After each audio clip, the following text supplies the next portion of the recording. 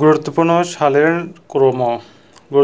ক্রম ম্যাগনা কার্টা স্বাক্ষরিত হয় 1215 সালে ম্যাগনা কার্টা স্বাক্ষরিত হয়। পানিপথের প্রথম যুদ্ধ হয় 1526 সালে পানিপথের প্রথম যুদ্ধ হয়। পানিপথের দ্বিতীয় যুদ্ধ হয় 1556 সালে পানিপথের দ্বিতীয় যুদ্ধ হয়। পলাশীর যুদ্ধ হয় 1757 সালে।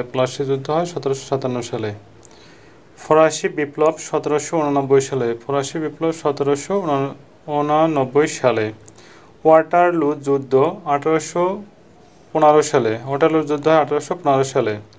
সতীদাহ প্রথা বাতিল 1829 সালে। দাস প্রথা বিলোপ 1863 সালে। নোবেল পুরস্কার চালু হয় 1901 সালে।